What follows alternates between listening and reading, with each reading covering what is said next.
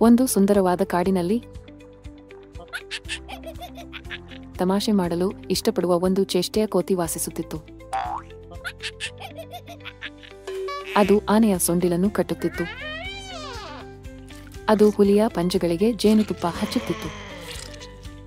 ಮತ್ತು ಅದು ನವಿಲಿನ ಆಹಾರವನ್ನು ಮೆಣಸಿನಕಾಯಿಗಳೊಂದಿಗೆ ಬದಲಾಯಿಸುತ್ತದೆ. ಒಂದು ದಿನ ಬೆಳಿಗ್ಗೆ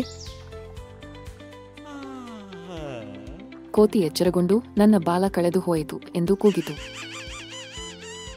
ಸಹಾಯ! ಯಾರೋ ನನ್ನ ಬಾಲವನ್ನು ಕದ್ದಿದ್ದಾರೆ. ಬುದ್ಧಿವಂತ ಆಮೆ ನಿಟ್ಟುಸಿರು ಬಿಟ್ಟಿತು. ನೀನು ಏನಾದರೂ ಮೂರ್ಖತನ ಮಾಡಿದ್ದೀಯಾ? ಕೋತಿ ನೆನಪಾಯಿತು. ಅದು ತನ್ನ ಬಾಲವನ್ನು ಮಣ್ಣಿನಲ್ಲಿ ಅದ್ದಿ ಜೇನುಗೂಡಿನಲ್ಲಿ ತಮಾಷೆಯಾಗಿ ಸಿಲುಕಿಸಿತ್ತು. ಆದರೆ ಜೇನುನೊಣಗಳು ಕೋಪಗೊಂಡು ಜೋರಾಗಿ ಘೇಂಕರಿಸಲಾರಂಭಿಸಿದವು. ಇದನ್ನು ನೋಡಿದ ಕೋತಿ ತನ್ನ ಬಾಲವನ್ನು ಬಿಟ್ಟು ಓಡಿಹೋಯಿತು. ಕೋತಿ ಹಿಂದಕ್ಕೆ ಓಡಿಹೋಯಿತು.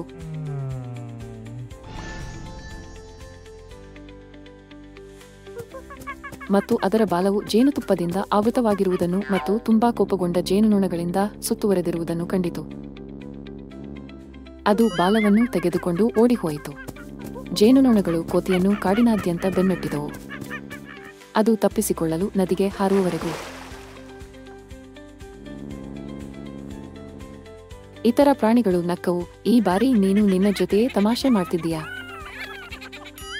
ನಾಚಿಕೆ ಪಡುತ್ತಾ ಕೋತಿ ಕೂಡ ನಕ್ಕಿತು. ಅಂದಿನಿಂದ ಎಲ್ಲರೂ ಒಟ್ಟಿಗೆ ನಗುವಂತೆ ಮಾಡುವ ಹಾಸ್ಯಗಳು ಮಾತ್ರ ಇದ್ದವು. ಅದು ಕಲಿತದ್ದು, ನೀವು ತುಂಬಾ ತಮಾಷೆ ಮಾಡಿದರೆ ಒಂದು ದಿನ ಒಂದು ದೊಡ್ಡ ಟ್ರಿಕ್ ನಿಮ್ಮ ಮೇಲೆ ಬೀಳುತ್ತದೆ.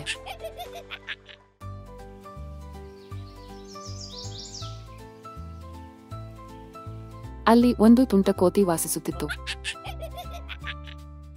ಅದಕ್ಕೆ ಬಬಲ್ಗಮ್ ಅಗಿಯುವುದು ತುಂಬಾ ಇಷ್ಟ. ಉದ್ಯಾನವನದ ಮಕ್ಕಳಂತೆ ಅದು ದೊಡ್ಡ ಬಬಲ್ಗಮ್ ಅನ್ನು ಊದಲು ಬಯಸಿತು. ಒಂದು ದಿನ ಅದು ಗುಲಾಬಿ ಬಣ್ಣದ ಬಬಲ್ಗಮ್ನ ದೊಡ್ಡ ತುಂಡನ್ನು ಕಂಡುಕೊಂಡಿತು. ಕೋತಿ ಅದನ್ನು ಅಗಿಯಲು ಪ್ರಾರಂಭಿಸಿತು ಮತ್ತು ಅದರ ಮುಖದ ಮುಂದೆ ಒಂದು ದೊಡ್ಡ ಗುಲಾಬಿ ಬಬಲ್ಗಮ್ ಅನ್ನು ಊದಿತು.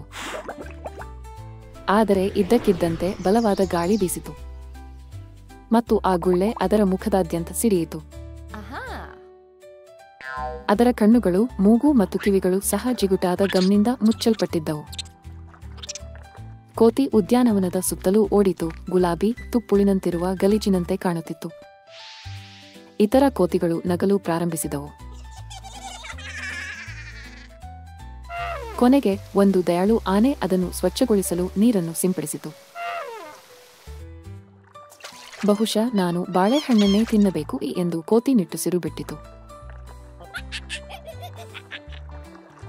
ಅದು ಕಲಿತದ್ದು, ಕೆಲವು ವಿಷಯಗಳು ಮೋಜಿನಂತೆ ಕಾಣುತ್ತವೆ, ನೀವು ಆ ಪರಿಸ್ಥಿತಿಯಲ್ಲಿ ಸಿಲುಕಿಕೊಳ್ಳುವವರೆಗೆ.